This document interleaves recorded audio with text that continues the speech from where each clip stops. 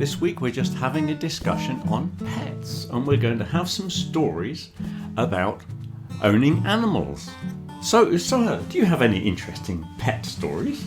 Not really. No? No. This is going to be a very short programme then, isn't it? Well, I don't think so. I bet you have loads of stories. I do have quite a few stories about pets. So, where should we begin? I think maybe we should begin at the beginning. Yes, that'd be good. What's your first memories then? My first memories are, well, virtually my first memory is actually about buying a dog.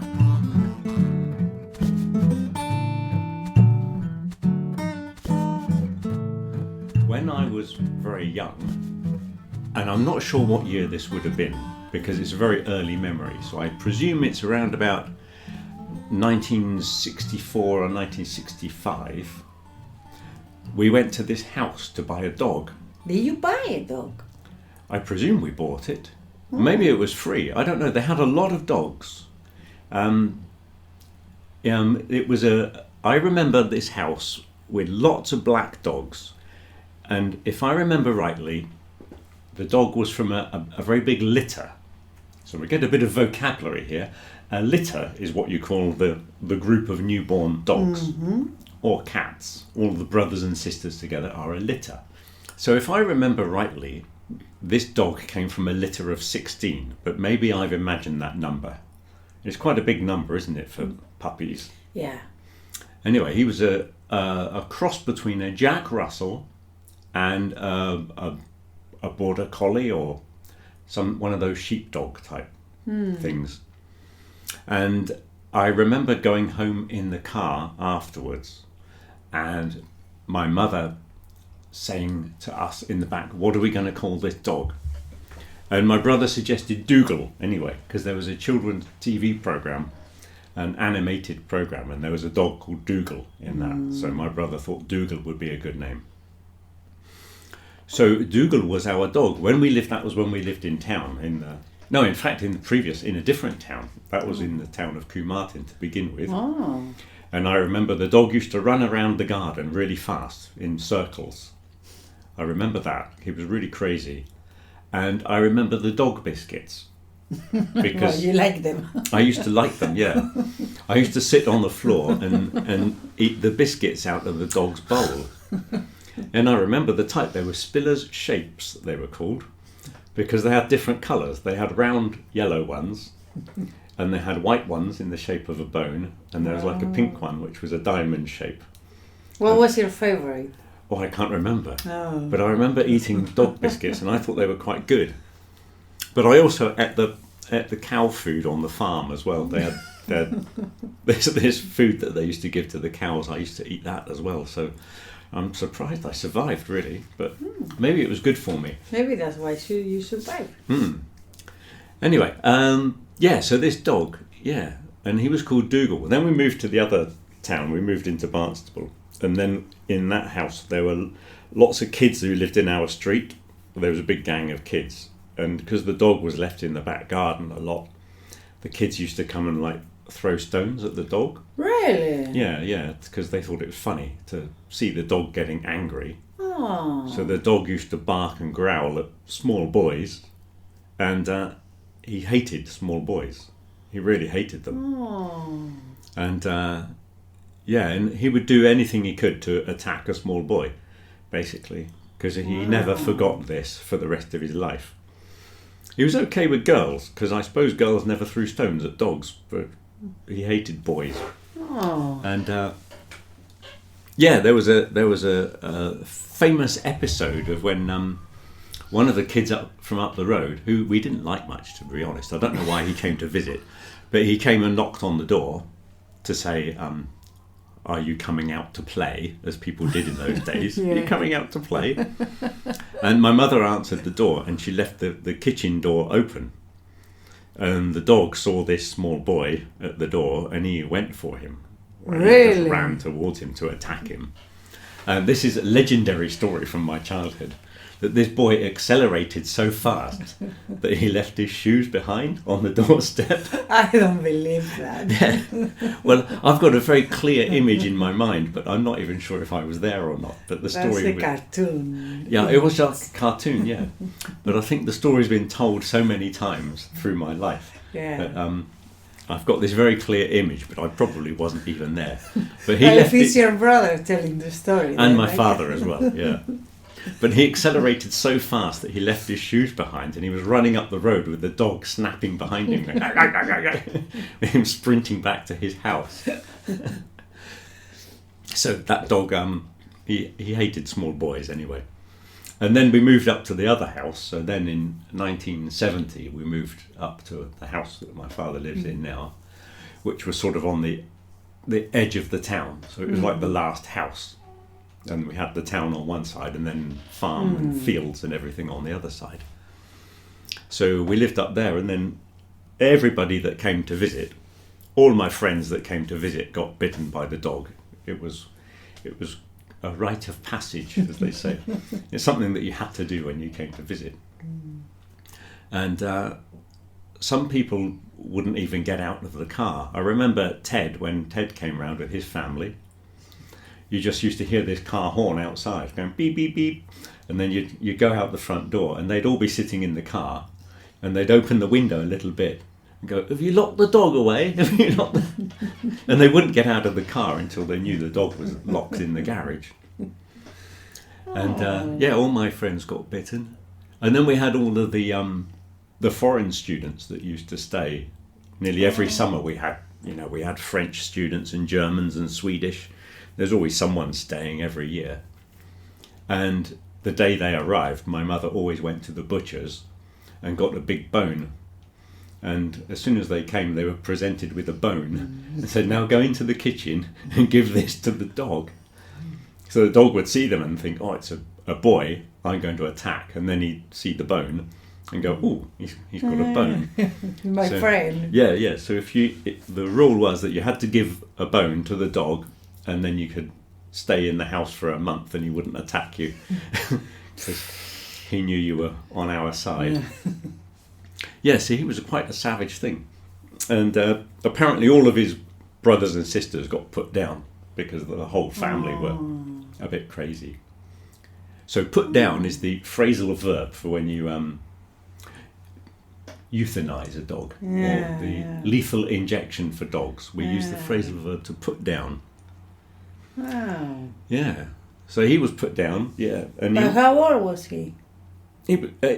Well, all the others were put down because they were crazy, but he eventually died. Well, he was put down. He had a kidney problem, but he lived to a long time. He must have lived to 1980 or something like that. So we had him for 15, 16 years or something like that. Yeah. Wow. Yeah. But he was crazy, and he very rarely went out, really, because we had a very big garden, as you know. So it wasn't like we had to take him for walks every day. So he wasn't one of those dogs that went for walks. So in photos that I've seen, he's always in the garden. I don't remember him going in the house. I remember him being in the kitchen, but he never went in the rest of the house. He was normally sort of an outside dog. Yeah, so one time he escaped, and we found him the next day, and he was in town with a big pack of other dogs, like 6 or 10 dogs, running around having a great time with his newfound friends. Why, in town? Yeah, he was down Royal Quay, down that end of town, in Pilton End. Yeah, he was with another pack. The pack is the group of dogs. They're called a pack. Packs of dogs and packs of wolves. So he was having a great time. And then my mother saw him and shouted, "Dougal, come here." And he was very embarrassed in front of his new friends. So we took him home. And that's the only time he escaped, I think. But in the summer, when we went on holiday, we had to take him to this kennels, which was like the doggy hotel. Yeah. Oh, yeah. He used to stay there for the week if we went to West Bay. Because he didn't like travelling, that dog. He hated going in the car. If we went to see the grandparents, it was like 2 or 3 hours in the car. It was quite a long journey, and he hated it. He used to go whining. whining, and that's what that noise is. He'd whine all the way there, and he hated it. Yeah, he wasn't a good traveller. So when we went on holiday, he used to have to go to the kennels, and he spent all week barking. Because when we got him back, he couldn't speak. He had no voice. He'd completely lose his voice because he just spent all week barking, having a great time. He really liked going to the kennels. Yeah. Really? Yeah, when you took him there, he got really excited. Yeah. So, going to the kennels, fantastic. I can spend the week barking. And that's what he did. Anyway, he died in probably, like I say, around about 1980 or 1981, not sure. And then he was replaced. We got another one, which was a Jack Russell, that was called Gripper. And he was named Gripper because there was a TV series about a school, and the school bully was called Gripper. And this dog, even though he was very small, he thought he was a bully. He's one of those small dogs that didn't know he was a small dog. He thought he was a big one. Like the neighbors, yeah. Yeah, like that one over there, yeah. But this one, Gripper, we used to take him out for walks if we went out in the country. But if he met another dog, he'd always have a fight with another dog. It doesn't matter what size it was. He didn't seem to understand that this dog is like 4 times the size. He'd still attack it. He was crazy. Yeah, he thought he was a bit of a tough guy. He always looked like he should have been wearing a leather jacket.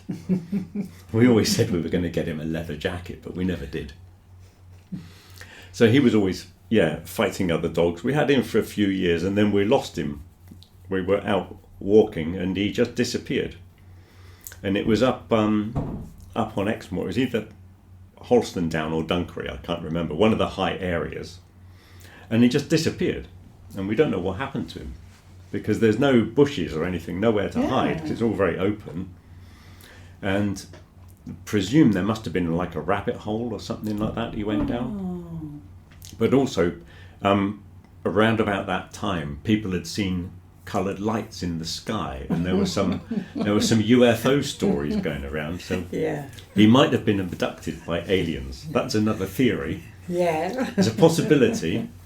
The other possibility is he went down a rabbit hole, or maybe someone just found him. Maybe he ran off and some tourists found a nice dog and took him home. But he disappeared anyway. So then we phoned the dog's home. There's like a place out near Braunton where they take all the stray dogs. So it's a dog's home where the dogs without homes go, and a stray is like an animal that's lost, that's walking around and nobody knows who the owner is. I guess they didn't have those chips on those days. No, they didn't have chips, no. And some dogs had like a little tag on the collar with the telephone numbers on and things like that, but ours didn't. Anyway, we phoned them up and said, have you got a brown and white Jack Russell that's been handed in? Another phrasal verb, to hand something in. And they said, oh yeah, we've got a brown and white Jack Russell. So we went over there, and it wasn't ours. It was another dog that wasn't even a Jack Russell, really. It was much bigger than a Jack Russell, more like a foxhound. Anyway, he looked kind of sad, so my mother said we'd take him anyway. So we took him, and that was Muttley. I remember that. Yeah, you remember Muttley, yeah. He was a good dog, Muttley was. He was really, really well trained. He was a funny looking dog because he was white. He was a white dog, but his head was brown. And his head seemed to be the wrong size, like it was too small for the body. And I always thought he was part of a scientific experiment where somebody had taken the head from one dog and stuck it on another. And he had funny big eyes that made him look really paranoid all the time. But he was really obedient dog, and we think he must have come from a farm or something like that, because if you were walking with him, if he went too far away from you, you only had to go like that, and he'd come running back and walk right next to your feet. So somebody had trained him really well. I wonder what happened to him. Yeah. So we ended up with that one, and that was good. That was good for a while, and then my mother decided that he needed company, so we ended up buying another Jack Russell, Murphy. I remember. You remember Murphy? Yeah. But they were not very good friends, were they? No, they were good friends for the first 6 months or a year or something. And then, because they were both males, which was a problem buying the second one being a male. If they bought a female, a bitch, as they say, it's a bitch, is a female dog, it might have been better. But they had a territorial dispute one day. It started actually when we were out in that cottage out on Exmoor, and we had both dogs there, and the little one, for some reason, he was just walking around the big one, looking at him and going and growling at him, like he was just deliberately trying to annoy him, and the big one was trying to ignore this antagonism, and then eventually he just attacked him. He just had enough, and he said, well, I'm not putting up with this anymore, and he attacked him really badly, and he had to go to the vet and have lots of injections. Really? Where he got bitten down the back of the neck, he all got infected. Madly was bigger, yeah. Yeah. So he attacked Murph. Yeah. So after that, they were never allowed to meet. So they had to live in the same house for the next 14, 15 years. I don't know how long they lived in the same house, but they never met each other. Yeah. And if they did, it was an accident and they'd have a fight. So we always had to keep them separated.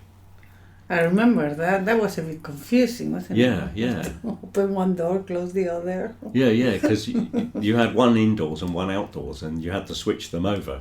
So if you wanted to let Murphy out, you'd pick him up, open the kitchen door, Muttley would run in and you'd throw Murphy out into the garden and shut the door behind him.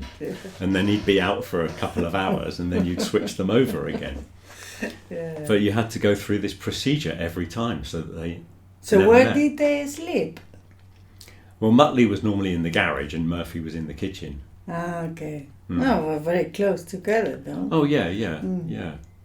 But Muttley must have got really cold in the winter in the garage. It was a bit sad, really. He always got the bad deal, really, because he was the bigger one. Yeah. And I suppose he didn't start the fight, but he was the one that won the fight. Yeah. He didn't start it.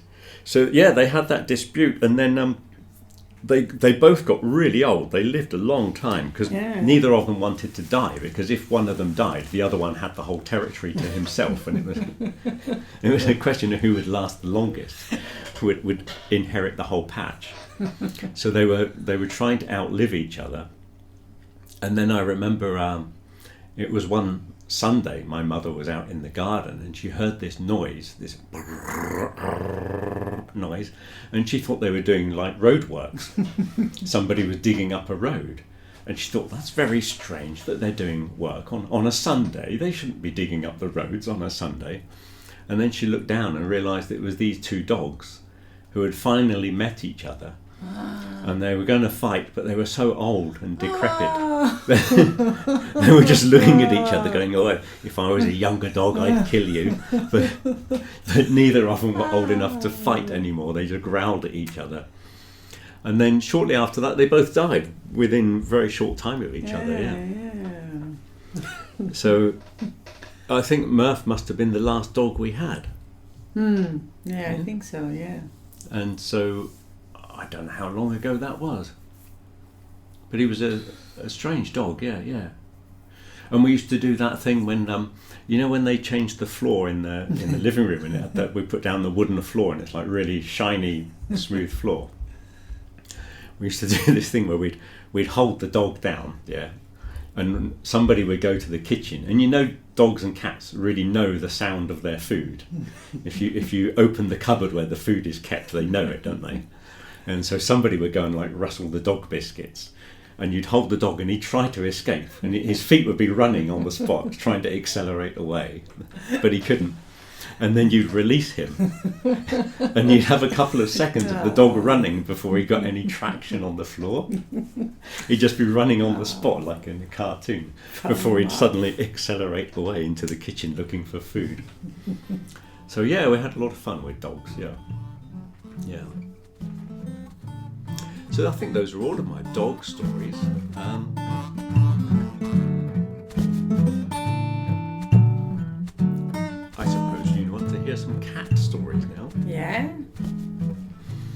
Well, the cats. Going back to the previous house then, when we lived in town, we had a cat called Smokey. She was what you call a silver tabby, basically grey with black stripes. You know, those stripy cats, they're called tabbies. And she was called a silver tabby, not grey. They call them silver tabbies because it sounds better. Yeah. And I remember learning this when I was very young, because I was probably 5 or 6 at the time, learning this phrase, silver tabby. Anyway, she didn't last very long. She died really young. Maybe we had that one for a year. And then we bought another one, which was exactly the same, Smokey number 2. And so that was shortly before we moved up to the new house. Because she had kittens. She had 2 kittens, and I think they were born in the house in town before we moved. Because when we first moved, we had the 2 kittens. And that was Pele, or Pele, for some reason we put the stress at the beginning. I believe the stress is on the second part. Pele and Jairzinho. Right, so this was 1970, because it's when the Mexican World Cup was on. It was Mexico 70. And we used to have all the playing cards. Used to buy the cards with the footballers. And Pele and Jairzinho were like the top players in the tournament. So we had these 2 kittens. And I remember we moved to the new house and we had to put butter on their feet. Oh, yeah. And apparently this is what happens if you take cats to a new house. You put butter on their feet. I remember you saying that. And I think it's because they're so busy cleaning their feet and licking all the butter off that they either forget they're in a new house, or they think this house is really good because they put butter on your feet. Don't they like moving then, cats? Well, they sort of know the territory. When you've got outdoor cats, they sort of know all their territory around the house. Some of them have very big territories and they travel a lot, but some of them have very small patch that they visit. Anyway, they had butter on their feet, and I remember this from, I was 7 then. But I thought it was so that when they ran away, you'd be able to follow the footprints. I thought that was the plan, but anyway. Pele and Jairzinho. Jairzinho, I don't know what happened to him. He was just given to someone, I think. But Pele stayed for a long time. And Smokey stayed for a long time because she grew really old. I remember when she was really old and she smelt a lot. You know, when they start to sort of rot from the inside. She smelled like a fish. It was awful. But we kept Pele, and because he was like a complete tomcat, Tom is a male cat, they're called Toms, and he was intact, as they say. He hadn't been castrated or whatever they call it for cats. So he had quite an outdoor life. And because we were the last house in the town, and after that it was all fields and the farm and everything, he spent most of his life on the farm, killing rats and having sex and fighting and the other thing beginning with F. Fun. Yeah, he spent a lot of time over there. He was very much the outdoor cat, and he always walked funny because when he was quite young he got run over by my father. Because I remember we were getting into the car. I don't know where we were going, but my brother said, don't start the car because the cat is under the car. My brother had seen the cat. And my father said, oh, don't worry, as soon as I start the engine, the cat will run away. And he didn't. So my father drove back and there was a squeal and this cat walked across the floor dragging its back legs behind it. So it had a crushed pelvis. I remember that from the time, a crushed pelvis. So we saved it, we took it to the vet, and the vet told us to, I don't know, it's a very strange thing. He told us to put it in the hamster cage. We had a little cage for putting a hamster in, and we locked the cat in there so he couldn't move. And I don't know how we fed him or what happened, but he was locked in a cage for a few weeks so that he couldn't move his back legs, and then they grew properly. But he always walked strange. He had a strange wiggle when he was walking. So when he was away from home, if he was out over by the farm, you could see him from a long distance. You knew it was him by the way he walked through the grass. But he used to go over there killing rats and fighting other cats and having lots of sex, because there were lots of, for many years after, there were lots of cats that looked like him. He was responsible for lots of kittens. But he'd go away for weeks and weeks, and then sometimes he'd come back after like 6 weeks away or something, and he'd be in a terrible mess. He'd have like holes in his ears from fighting and covered in fleas, like fleas hanging off his ears like bunches of grapes. It was disgusting, it was. He was in terrible state, with big bare patches of fur. Oh, once he got caught in a snare, and a snare is like a wire trap for catching rabbits. Yeah. And he had all the fur missing around his neck, and it was all bleeding. He was in a terrible condition, and sometimes he'd have infected rat bites, so his one leg would be really fat and full of pus. And he'd come back and he'd drink like a pint of milk and eat 2 tins of cat food. Then he'd go to sleep for about a week. And then he'd wake up and eat 2 tins of cat food again and have another pint of milk. And then he'd just go away again. He just came back whenever he needed repairing. And it was like when he'd had enough of his wild life, he'd come back and go, oh, give me some food. And he'd just eat and sleep for a week. Wow. And then go off on his travels again, and we wouldn't see him for weeks again. And he'd just turn up whenever he needed us. But Smokey, his mother, stayed around for ages, and then when Smokey died, and Pele, we don't know what happened to him in the end. He just didn't come back. So the visits got more and more infrequent. So eventually, I suppose he died over on the farm, and then eventually Smokey died. So then we had Ticker, this black cat. Again, named after a character on TV.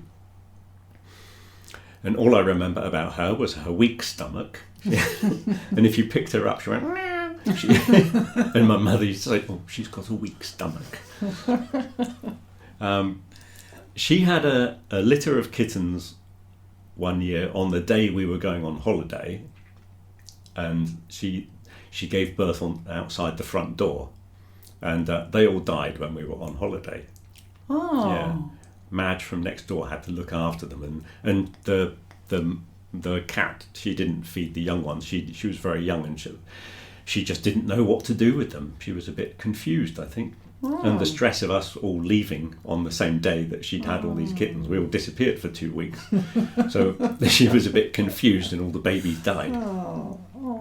And then a little while later, she had a single kitten, for some reason, just one. And that was Windsor.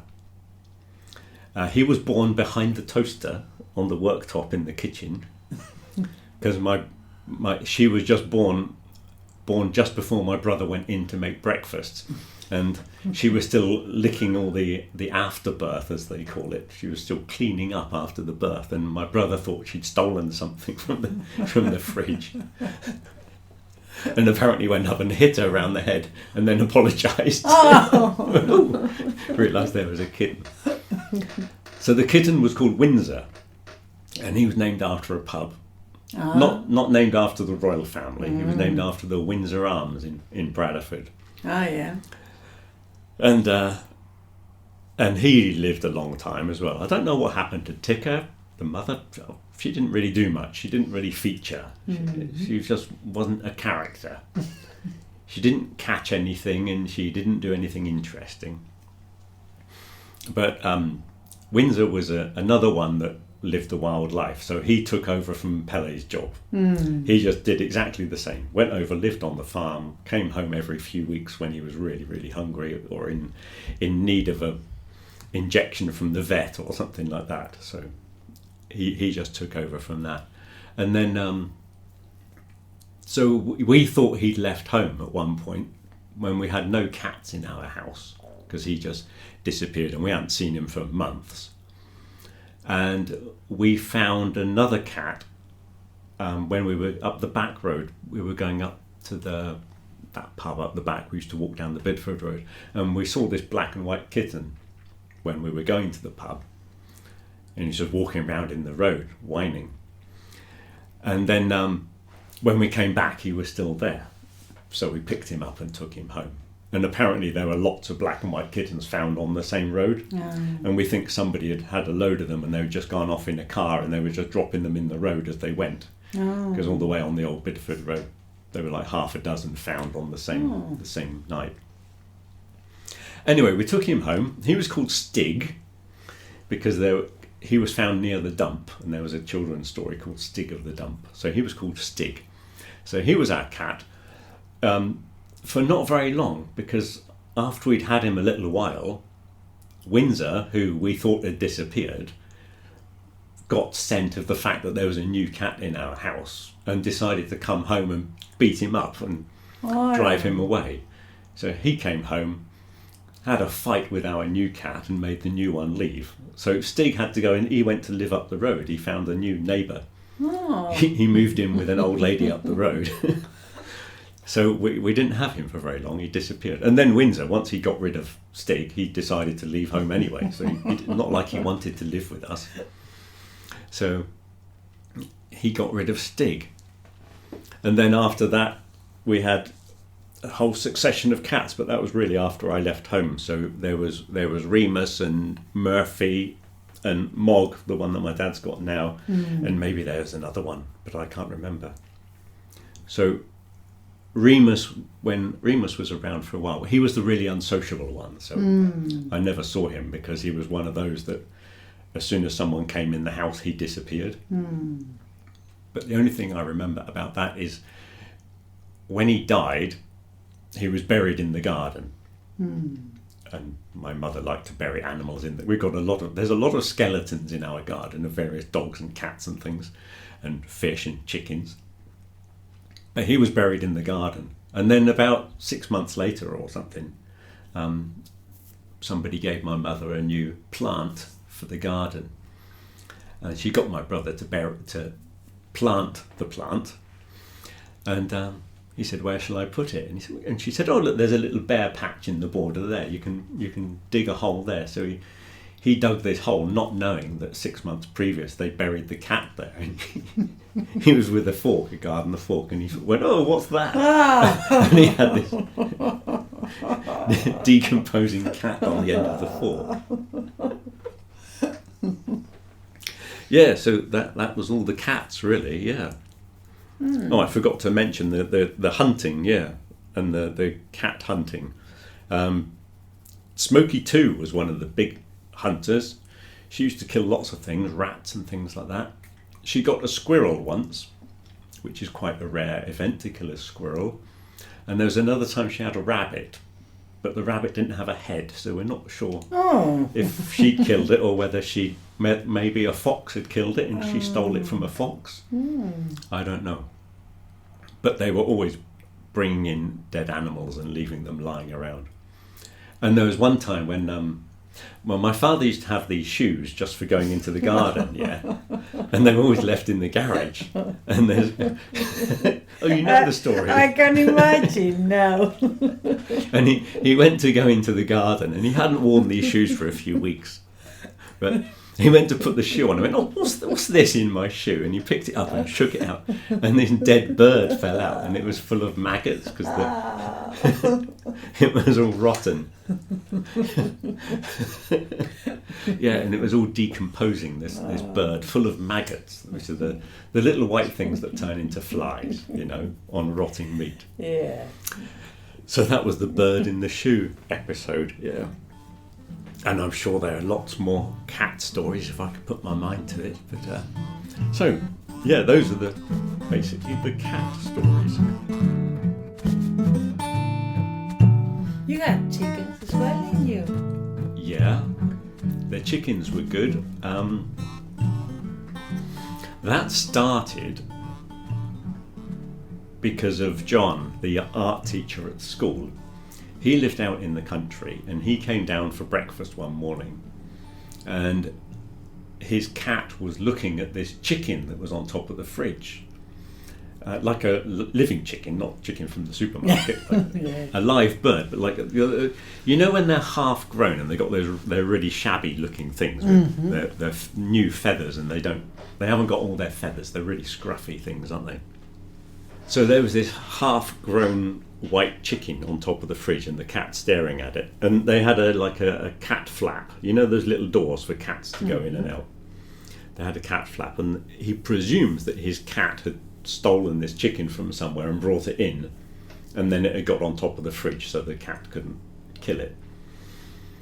So anyway, John had this chicken, and I guess I was still at school in those days, and he used to have this chicken in a cage, just like a bird cage, in the art room at school. And all the kids used to go in there and give it bits of sandwiches and apple and stuff like that. And then it was just too big to stay in this cage. So he said to me, "Oh, you like animals? Do you want a chicken?" And I went, "Yeah, okay, I'll have a chicken." So I took this chicken home, and I built a big cage for it, a coop. That's the word. A coop is a chicken cage.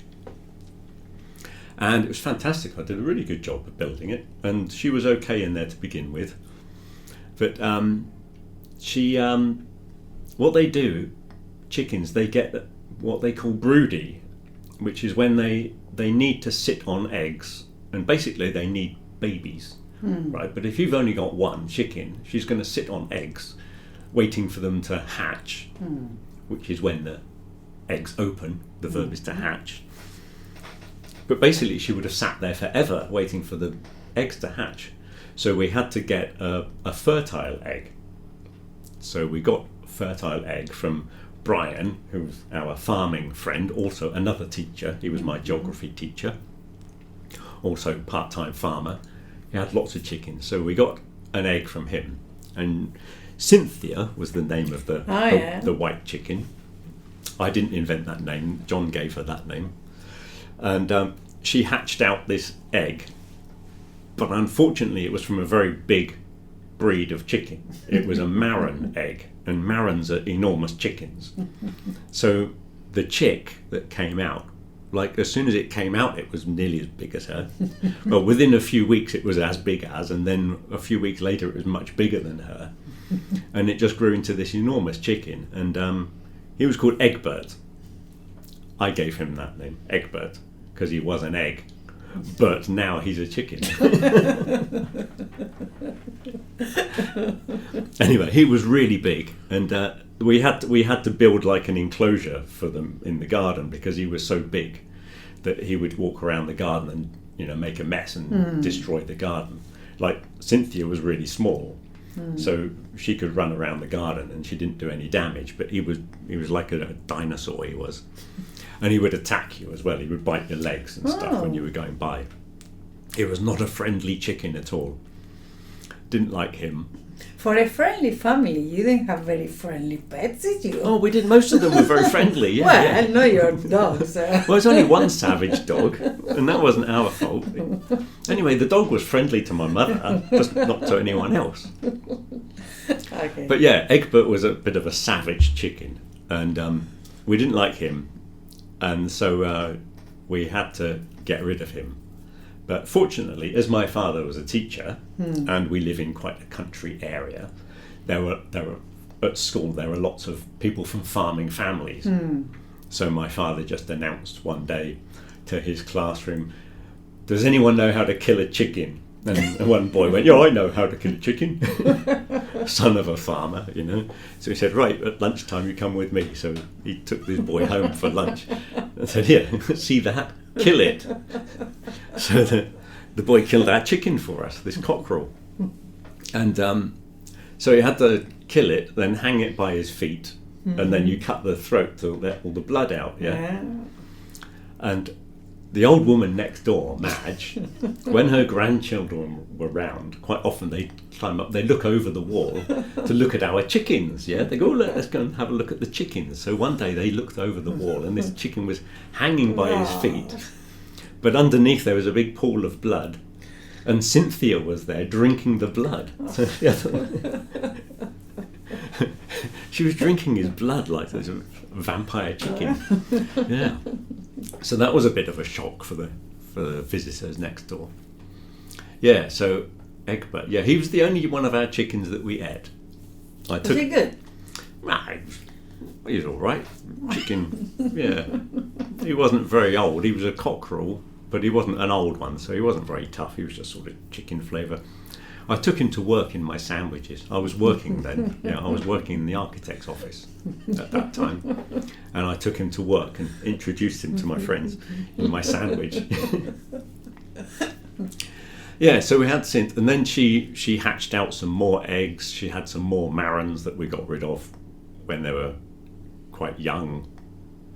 Then she hatched 5 toes. She must have hatched. There was another chicken that came out of an egg, who was a really good-looking bird. She was a gorgeous bird. She was, like, from a distance she was brown, but if you went close, all of her feathers were like orange but with a black outline around the edge, and she had really long feathers on her neck with lots of interesting colours. She was a very good-looking chicken.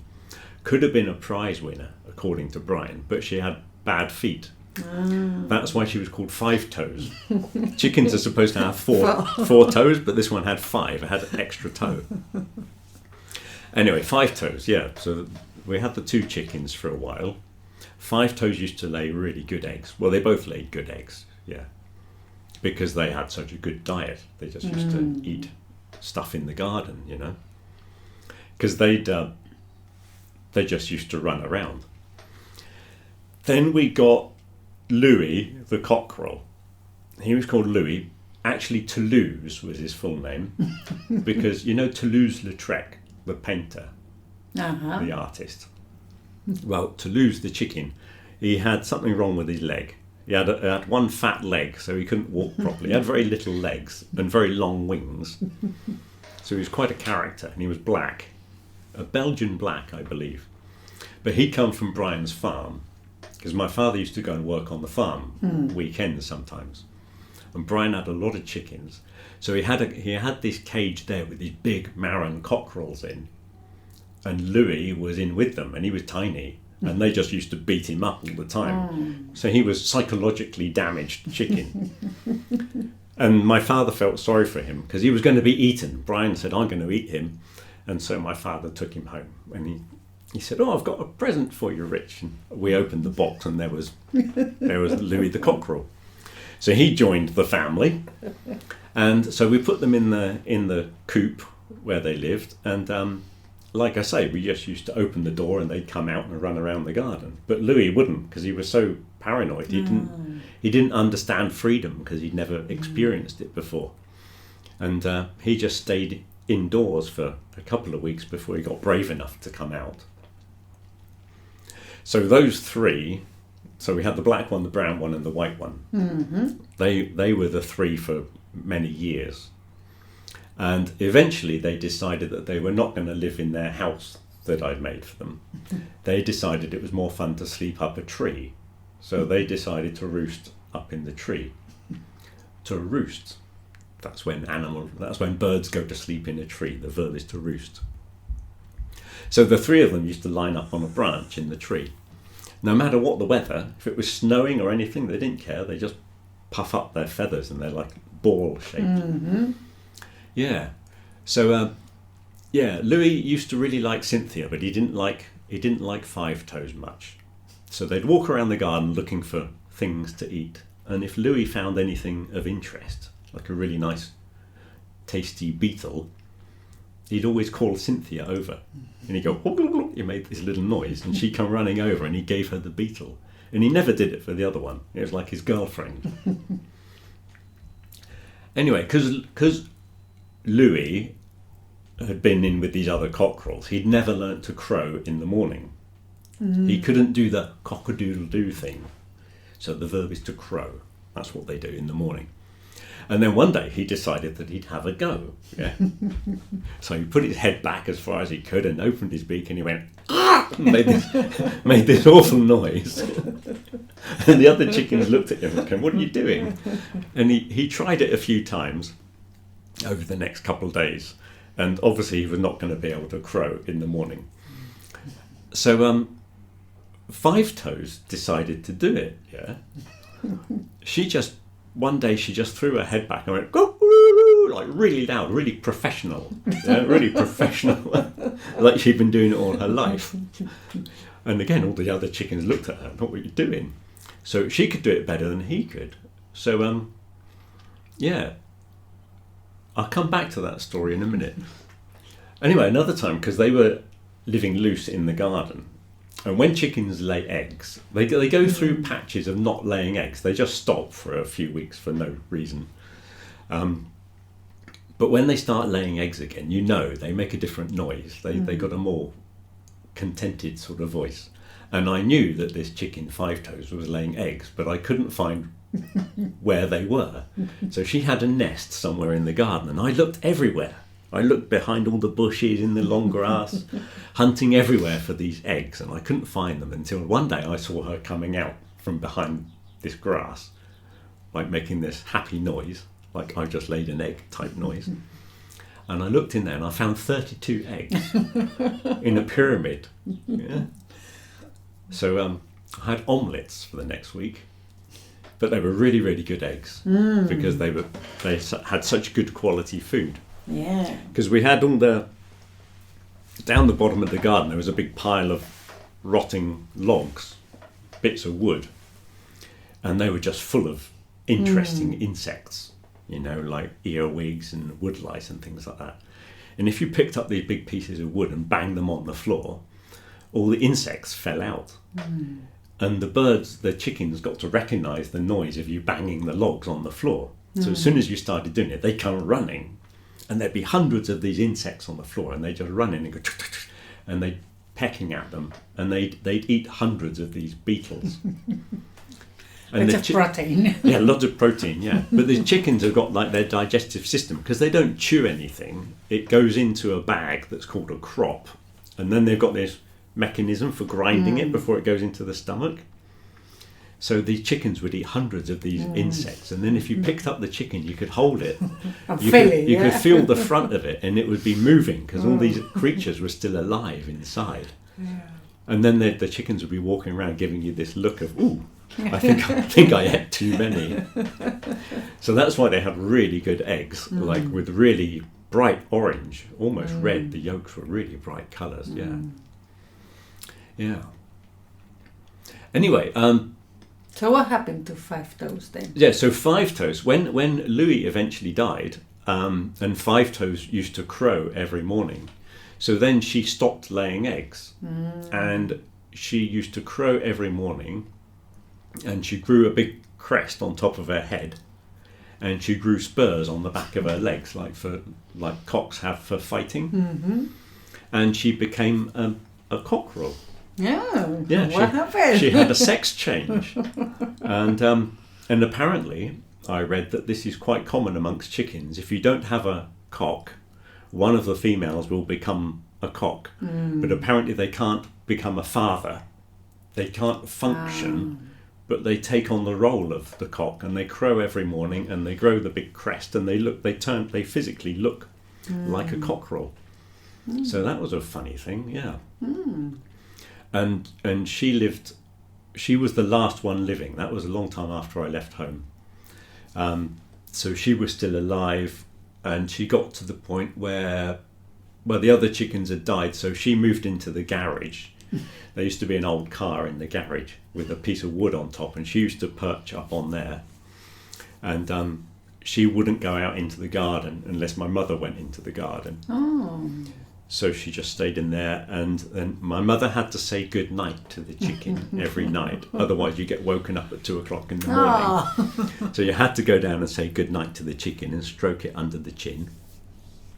And then for the last couple of months of her life, she only ate fruitcake. She gave up eating chicken food and decided fruitcake was my mother's homemade fruitcake, of course, which was very good. Yeah. But the chicken only ate fruitcake for the last months of her life. Yeah.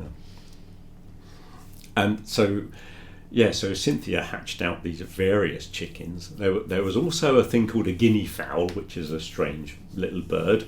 that she hatched out, but that died because it got wet, and they die when they get wet, apparently. They suffer from pneumonia or something. Oh. And that she also hatched out a duck. Oh. We had a duck who was called Rover. Rover the duck. That's a typical dog name, by the way. That's why it was called Rover, because I thought it was a funny name for a duck. And that was a Aylesbury duck, I think, one of these white ones. Mm-hmm. But because, you know, in the cartoons, I don't know if you've seen the cartoons, where the duck hatches out of the egg, and whatever it sees first is its mother. Yeah. Mm-hmm. Well, this duck had no idea it was a duck because it was with chickens, and it didn't know the concept of being a duck. And we had the big fish pond in the garden, and I used to throw the duck into the water to make him swim, and he couldn't swim because he just didn't know. There's this saying, like, when you take to it like a duck to water, yeah, because when something is you start doing something and you're really good at it and you feel like you're a natural, you take to it like a duck to water, like it's a natural thing for ducks to swim, and it's not. Because this duck couldn't swim because he didn't know, because he'd never seen any of the chickens in the pond. He didn't know that you could go in the water. So I used to throw him in, and he'd sort of capsize and kick around in the water, and then come out going, making all this noise, and looking at me like, why do you keep doing this to me? Why are you so cruel to me? You don't do it to the other chickens. And it just wouldn't learn to swim, so it never did. So that was Rover the duck, yeah, and he went back to the farm. And I think that's all of the birds that we had at home. There is one other bird story, another duck, the duck that I found in Camden. Oh, yeah. When I lived in London and I was going to work in the morning, I walked down Camden Road and I went under the railway line. The railway line went over the road, and out the corner of my eye, something fell from the bridge. And it was sort of flapping, and I thought it's a pigeon, baby pigeon or something has fallen out of a nest. And I just looked down, and I realised this little bird lying on its back, its feet were kicking in the air, and I realised it had webbed feet. The feet of a duck, webbed feet they call them, that style of duck foot. And I thought, it's a little duck. And I got no idea why it fell off a railway bridge. I don't know what it was doing on top of the bridge, but it fell down, and there were buses and cars going past, and I thought, well, he's going to be dead in 1 minute, he's not going to live. So I picked it up, and then I thought, now what do I do? I've got a duck. So there was a little sandwich shop there, a little snack shop. So I went in and said, have you got a box? And everybody went, oh, what do you want a box for? And I said, I found a duck. And of course there was great commotion in the shop. Everyone wanted to look, he's got a duck, he's found a duck, where'd you get that? And everybody had to come and look at the duck. So they gave me a box, and I took it home, and then I phoned my brother, and I said, you like animals, and that's what your father told you. Yeah, lots of people said, you like animals, don't you? And then you end up with an animal. So I phoned my brother and said, do you want a duck? And he went, okay. So I gave it to my brother, because he had a garden. He had a little fish pond in his garden as well. So he took the duck that was called Donna. Not Donald, because it was a girl, so it was called Donna Duck. And it used to follow him everywhere. He used to take it to work with him, and he had a little bowl of water under his desk, and she'd swim in circles in the water. And if he had to go to the coffee machine or the photocopier, she'd run along behind him, following him. And and eventually she went to a farm in Wales. There was a farm, for some reason they knew someone who had a farm, and they had a big lake. Oh. And she went to live there and had babies of her own, apparently. So she became a mother, yeah. So that was Donna the duck. She was quite a character, yeah. So that's the chickens and the duck. One more bird story. There was another bird, a cockatiel. A cockatiel, you know what they are? No. They're like a little in the parrot sort of family. Yeah. but not like a cockatoo are the big white ones, but a cockatiel is grey with a yellow head, and it's got little orange circles on his cheeks. Oh. And I had that when I lived in Teddington. Oh. Somebody, my brother worked with knew someone who had it, and they wanted to get rid of it. And apparently, it was really tame, and like, I don't know, they can talk and all kinds of things. And I was told it was a really good pet to have, and I thought this would be good. So I got this thing, and I didn't get on with that at all. Why not? Well, it just screamed, and that's the only noise. It used to sing a bit. That's right. It used to walk up and down the windowsill, because it used to fly around the living room when I lived in Teddington. It used to walk up and down the windowsill singing at the birds outside. But normally in the evening, it would just scream, like really suddenly when you're watching TV and it's late at night and everything's really quiet. And in the film, in the background, there'd be a bird, like a crow or something, on the sound, and this bird would hear it, and he'd suddenly scream and scare the life out of me. But he was only known as Birdie. He didn't even get a proper name, because it just shows you our relationship with him. He was just called Birdie. But yeah, that was when my sister lived with me. And the bird used to fly around, and I used to have a radio there with a big aerial on the top, and he used to land on the radio and look at us, and we used to sing Up the Slippery Pole. It was hilarious. It was. We used to both go up the slippery pole, and he used to walk sideways up the aerial. You know how those parrots, they walk, and they got little claws, haven't they, for walking up poles. Anyway, he used to walk sideways up the aerial till he got to the top, and then it would sort of collapse under his weight, and he'd just fly around the room screaming. So, we never really got on very well with that one. So, my brother had that in the end, because he built an aviary in his back garden. Because I had a bird cage, you see. I built a bird cage. My brother built an aviary. Oh. What's the difference? It's bigger. Yeah, it's got a Latin name, therefore it's bigger. Yeah, I just had a bird cage. It was quite good, but no, I didn't like that bird. So I got rid of him. Birdie, yeah. He was very annoying. So that's all of the birds.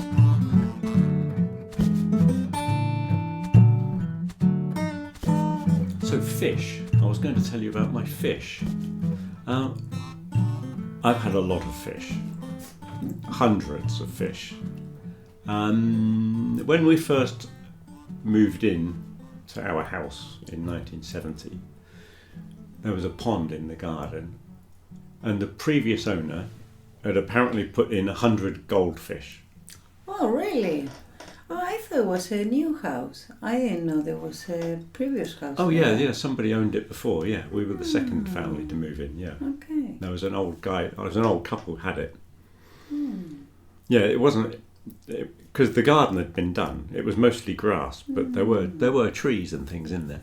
Oh, I didn't know that. Yeah, they had a pond, that pond at the bottom. He built that. And he put 100 goldfish in there, but one of them wasn't a goldfish, it was a koi carp.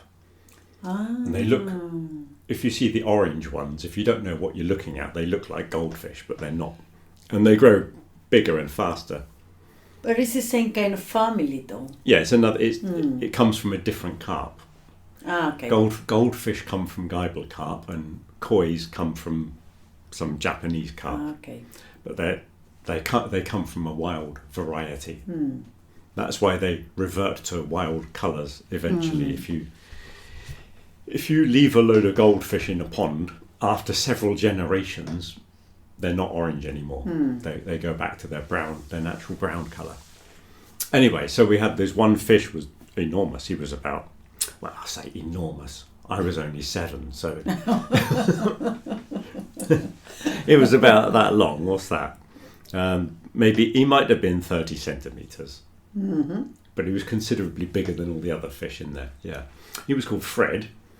He had a name. He was the only one in the pond with a name, and he would eat from your fingers. You could feed him by hand. So that was how we first came to have fish. And later on, I bought an aquarium with some money from a birthday. I bought an aquarium and we got some carp, some mirror carp, and then proceeded to collect goldfish after that. And then we lost most of the fish in the pond, mainly because having the last house, like we're nearly out in the country, the heron would come. And the heron is that long-legged grey bird that eats fish. And so the heron ate most of the fish. And then in 76 we had that big drought. You don't remember 76. Very, very hot summer. It was a very hot summer and it didn't rain for months and months and months. And we came back from holiday. Again, we went away for our usual August holiday. And when we came back, the ground had dried out so much that the pond was made of concrete, right? And the ground had dried out so much it had contracted and the pond had split down the middle.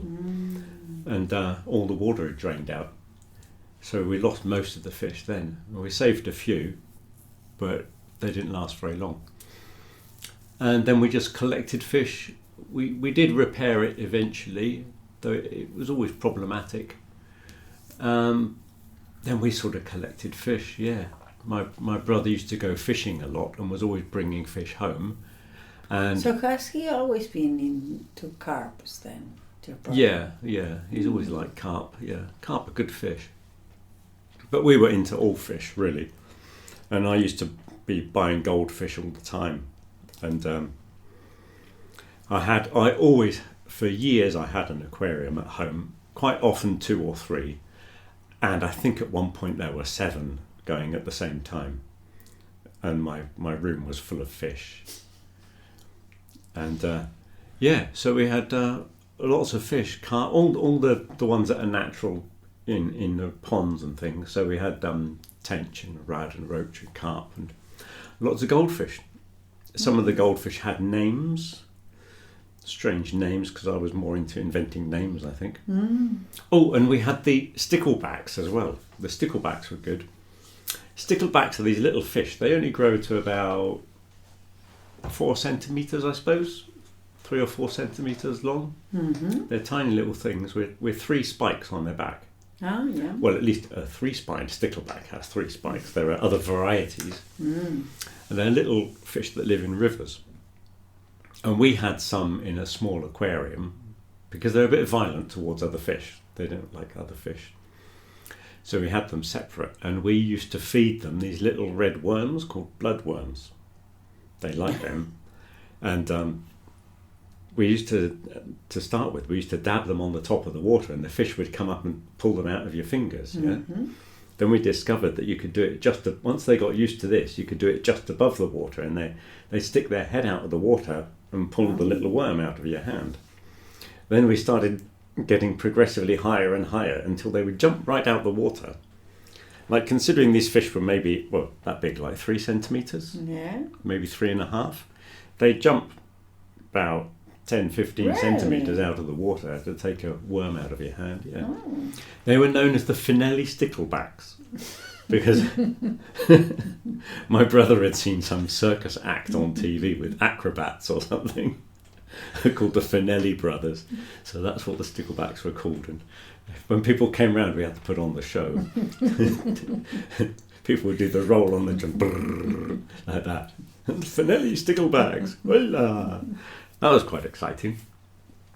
Yeah, so that's all the fish. Yeah, I think that's all the fish stories. Well, I had more fish when I lived in London, of course, because when I lived in Teddington, the girls next door both had goldfish, and they just had them in these little bowls. You know, those circular goldfish bowls, and they were just swimming around in circles with boring. Yeah, with like plastic stones on the floor, sort of thing. And they said, "Oh, goldfish are really boring." And I said, no, they're not. They're not. They're really interesting.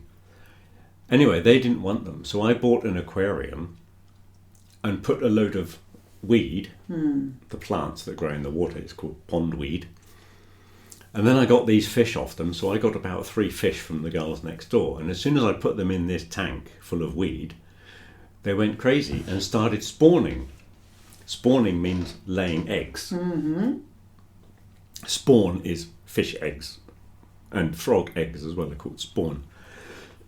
So they started going crazy and spawning, and they laid eggs all over this weed. So then I had to buy another aquarium to put the adult fish in, so I could leave all the eggs in there, and then loads and loads of little fish hatched out. Hatch, there's that word hatch again, of eggs opening. So I had hundreds of little fish, and I had a little lens so you could look at them, because they're only like tiny, yeah. a couple of millimeters. They're really tiny when they first hatch. But so I had hundreds of those, but they slowly cut down their own numbers, because obviously the rate of the death rate amongst fish is very high, because one fish can lay thousands and thousands of eggs. Yeah. So obviously a lot of them died. But when I left Teddington and went up to Camden, I must have still had 20, 25 fish. And most of them got taken back down to Devon and put in a pond, because by that time we built a second pond in the garden at home. There was the top fish pond, and we had 2 fish ponds then, like we didn't have enough fish. So they were all liberated down there.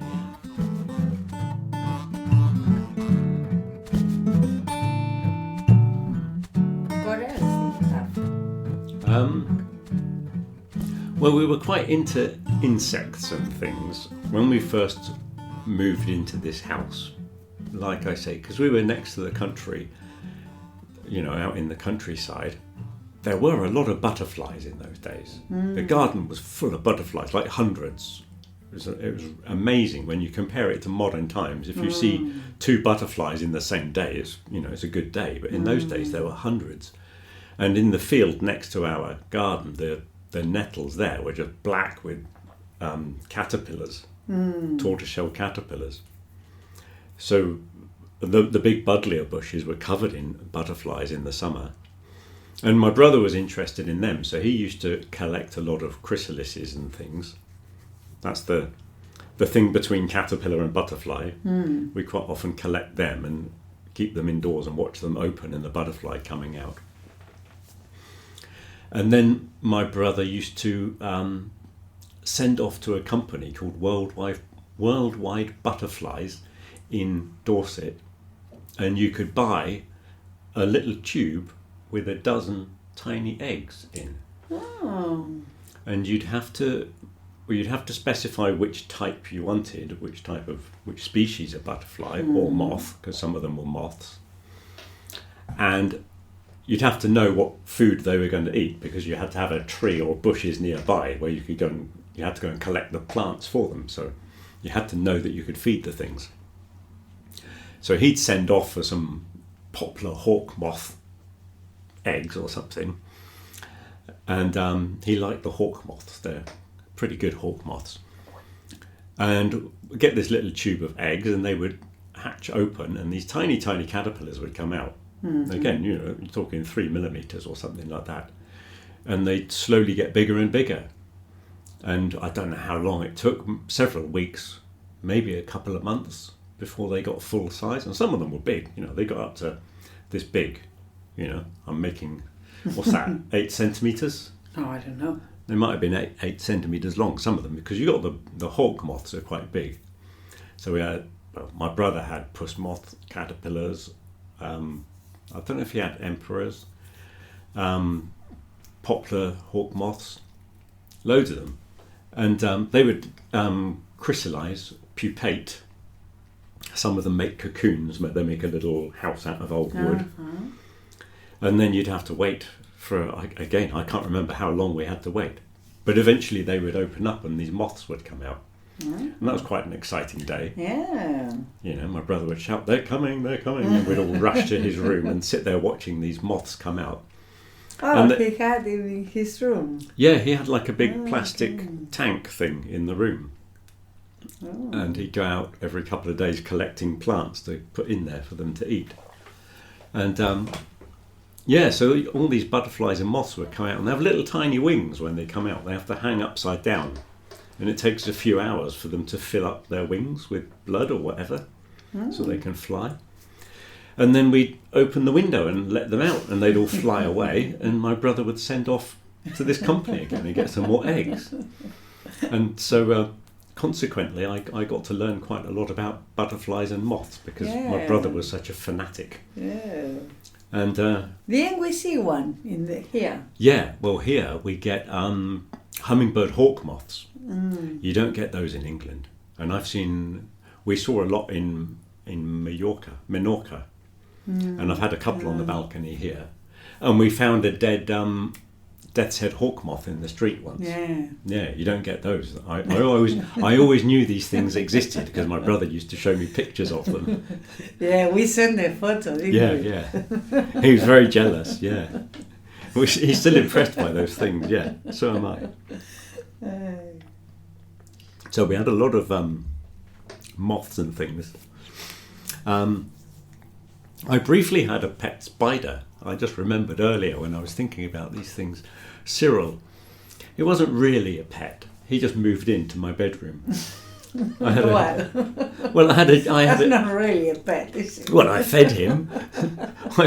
So that's nearly a pet. No, there was a jar in the corner of the room, and then it had been sitting there for ages. Then I realised there was a cobweb. That's the nest that spiders make, called cobwebs. And he'd made a sort of platform in the bottom of this jar. He wasn't very big, he was only a little spider, but I used to catch flies for him and throw them in there. What about that bat in Bradford House then? Was that a pet? Oh, well, I never fed that bat. Oh, yeah. Yeah, that wasn't one of my pets, but yes, when we lived in Bradford, we had bats in the house, yeah. But you didn't know it was there till... Well, I knew the ones were in the bathroom when you were cleaning your teeth in the evening, and they'd swoop around your head trying to find the window. They were a bit off-putting when you're cleaning your teeth.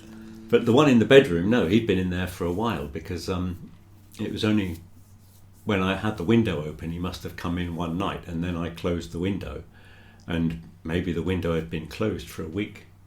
And he was hiding behind all those empty wine bottles in the corner. And I found him, and he was really weak and feeble.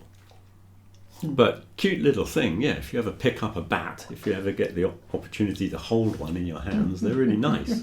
They've got little furry bodies, a little flat face. I don't know what kind it was. There's quite a few different bats, but he was a small one. So he might have been a pipistrelle or something like that. Anyway, he was liberated into the woodpile. No, the insects, what else did we... Yeah, stick insects is the other insect that I had. Okay. Yeah, this is how I knew that they lay eggs, and you only need one to lay eggs. And I had it in this jar, and I used to put the privet is the plant that they eat, and then it started laying eggs. And then when you tried to clean out these eggs, because they're like little balls, and they would just roll away and go down the back of the cupboard and things. So quite often I'd be lying in bed and I'd see a stick insect going up the wall, and I'd have to catch it and put it in the jar. And then I obviously had so many because they just kept laying eggs. And then I got bored. I liberated them into a bush, and I don't suppose they survived very long. They either got eaten by birds or died in the winter or something. They were not particularly interesting stick insects.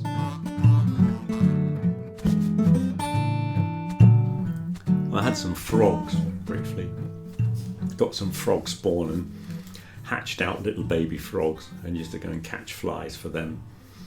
They were interesting for a little while, but I didn't keep them very long. Once they turned into frogs, then I went and put them in the pond where I got the frog spawn from.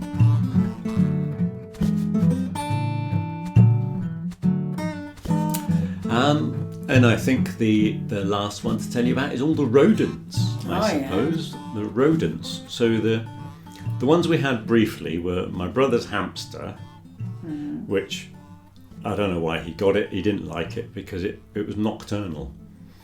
And it was asleep all day, and then in the night it used to chew the bars to try and get out. And drove my brother crazy. He was called Kip, if I remember rightly.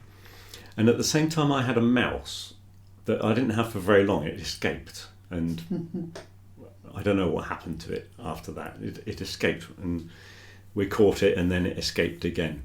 That was a brief thing, the mouse. And then there were guinea pigs. Quite a lot of guinea pigs we got through, because I used to think it was quite interesting breeding guinea pigs. Breeding is reproducing, right? So animals breed when they reproduce, or you can use breed as a noun, as a type of something. Like different types of dogs are called dog breeds, Dalmatians or whatever, they're called breeds. But I used to think it was quite interesting breeding guinea pigs to see what came out, because you get strange colour combinations and that kind of thing. And baby guinea pigs are really good. They come out like miniature adults, but more head than body. But they've got all the fur on, and they run around. Because normally, like, baby rats and mice are really ugly little things, aren't they? They're like little pink things, blind pink things, and they're horrible. But baby guinea pigs are really good. I used to be fascinated by the genetics of, putting a brown one and a white one together just to see what came out. It was very interesting. So I had a lot of guinea pigs in the garden, and at that same time I had the rabbit, the dwarf rabbit. Boris was the rabbit, and so they also had a house in the garden that it was like a wooden box, but it had an attached section of, like, a run, as we would call it, with wire on it. But you could move it onto a different bit of grass every day, so they always had more grass to eat. But then I used to open the door on the end and build an extension so they could run out further. And then I realised that if they heard a loud noise, or a car or a dog barked or something like that, they'd all run back into their house anyway. So I thought, I don't need to open the door. I don't need to have an extended area to enclose them, because they always go home. So I just used to open the door every day, and they could run around the garden and do whatever they wanted, because they always went back in at night. So that was it. And I just used to lock it at night in case any foxes came into the garden or something like that. But they never had any problem with predators in the garden, even though there were lots of cats around. Our cats always knew that these things belong to us. They understand that this is also part of our family. And the neighbour's cat never bothered them, because it was within our cat's territory. So the neighbour's cat never came in, until one day when there was a storm, and a section of the fence blew down, like still happens now. My dad's always repairing that fence after a storm. Well, in those days, a section of fence blew out, and the neighbour's cat came in and got our rabbit. And he never did it when the fence was up, and it was something to do with the fence not being there. He suddenly thought he was allowed into our garden, even though he could come. You can't blame him. Well, a cat can come over the fence anyway if he wants to, but for some reason, the fence not being there, he seemed to think that all the rules had changed all of a sudden. So he came in and got our rabbit. He didn't kill it straight away, but it died a couple of days afterwards. That's even worse. From the stress. Yeah. Poor But rabbit. before, What's the name of the rabbit? Boris. He was called Boris. Not named after Boris Johnson. I just thought Boris was a good name for a black rabbit. I don't know why. But before he died, when we might have had about 3 guinea pigs and a rabbit. He was a very small rabbit. He was a dwarf, so he was quite small. Like I say, I used to have these cages that you could move around the garden, but I just used to open the door. Then one day they were down the bottom of the garden, and like I say, whenever there was a loud noise, they ran back into the cage. They were down the bottom of the garden, there was a loud noise, and they all ran under the shed. So the shed is like the little wooden house in the garden where you keep all the tools and things. And they ran under there. And then they decided they would live under the shed from then on. So this was the same time as the chickens were living in the tree. The guinea pigs and the rabbit lived under the shed. So it was a bit of a wild garden. And if I went down the garden with a load of old bread to give to the fish, I'd have to give some to the chickens, and then the guinea pigs would come running over looking for bread. I'd have to give them some, and I'd be surrounded by all these animals. You can get through half a loaf of bread in one visit to the garden. Yeah, so the guinea pigs and the rabbit lived under the shed for years, and they were fine outdoors. They'd be out in the snow and everything. Oh. Yeah. They're much tougher than people think. They say, you've got to protect them and keep them in shelter and stuff. But the main thing is if they got somewhere dry to sleep. But they don't mind the cold too much, no. But I suppose they're from the Andes, aren't they? So maybe they're from. Oh yeah. They're used to a bit of altitude, I suppose. So yeah, so they're good animals, guinea pigs and rabbits. Yeah. So there's the hamster, the mouse, the guinea pigs, and the rabbits. And then there were the rats. The rats were very good. So my first rat was when I lived in Brixton in South London. And I don't remember buying the rat, actually. But I don't know where she came from. Got her from a pet shop somewhere. But she was an albino. A pink-eyed white, they're called in rat circles. They call them pink-eyed whites for some reason. Oh. And she was called Tequila Gonzalez, because I had a bottle of tequila called Tequila Gonzalez, and I thought it was a good name for a rat.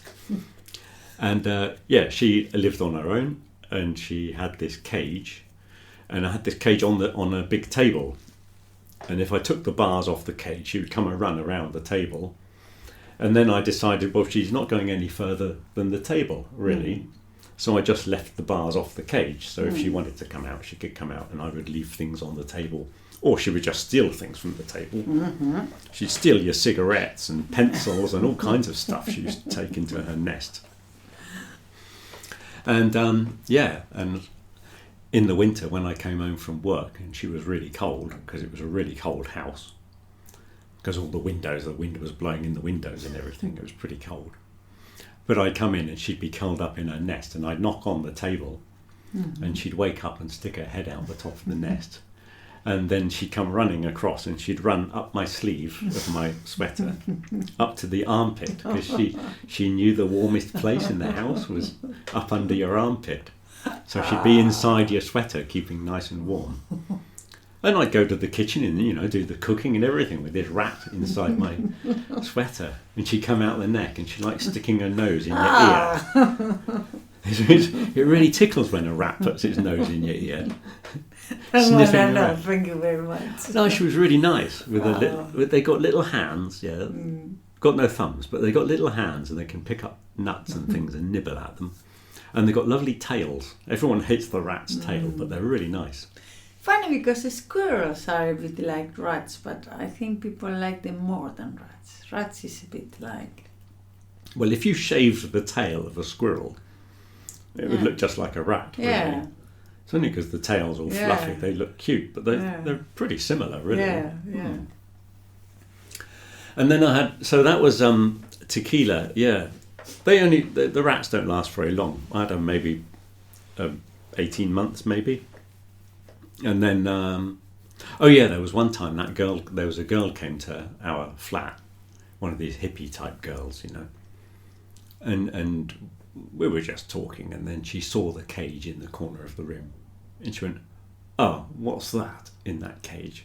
I said, "Oh, it's my rat." And she went, "Oh, disgusting." She said, "I don't think it's fair that you should keep an animal locked up behind bars." And I said, "There's no bars on the cage. It can come out whenever it wants to."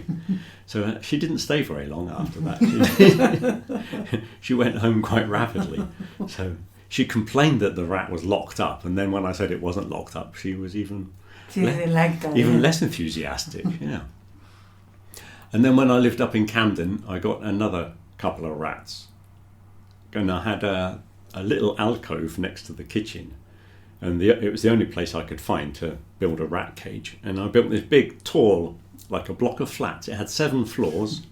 7? Yeah, there were 7 floors. And the top floor, I used to put their food. Then they had the second one. The middle one was closed in. That's where they used to sleep. And at the bottom, they had a big basement full of sawdust. So sawdust is the byproduct when you cut wood. Sawdust is what's left. And yeah, they were really good. They used to eat everything. Yeah. Vegetable, you have to cook vegetables for rats. They don't like raw carrot. They never like raw carrot. They like chicken bones. And they like dog biscuits. Oh, do they? And funnily enough, like you. Spiller's shapes, the same dog biscuits. My rats used to like them. Yeah. Well, did you buy them for yourself? And then No. I bought have them to for share them with your rats. I bought them for the rats, but they really liked them. Yeah. And they'd when they've got sufficient food, if they're not hungry, they take it down to their basement and they dig big holes and they bury all the chicken bones and things. And they like the cob from the centre of the sweet corn. You know when you buy corn in the complete one, and you eat it, you think you've finished it. You haven't. There's loads left on there. If you're a rat, they can find loads until it's just like a wooden stick. They take it right down to the basics. And the same with chicken bones. You think you've eaten all the chicken, but you haven't. The rats will find more. But they really like that. Yeah, and they were great animals. Yeah, they were hooded rats. So they were white with a brown head. Okay. And they're called hooded rats, and they were really good. And I had them for a few years. Yeah. That's the ones you have the painting. Yeah, I've got paintings of them. Yeah, Spotty and Shizer they were called. They were really good. And they used to come out and run around on the sofa. And the trouble is with rats, they don't pee in one place. They sort of drip, and they leave little dots of pee everywhere they go. And in the wild, it's one of their navigation systems. So they can find little dotted lines on all the paths they use. And obviously there's a denser dots near where they live. And it's how they can find their way back to the nest and things like that. It's part of their navigation system. But when they're running around on your sofa, it's not so good. But they didn't smell too much because they were females. And it's the male rats apparently smell a lot worse. So that was my ratty girls. Yeah, they were really good. Yeah. They're buried in the back garden in Camden. Yeah, under the patio area there were some big paving stones, and they both died within a week or so of each other. And I wrapped them up in cloths, and they're in a hole under the paving stone. So one day someone's going to lift a stone and find these two skeletons of rats.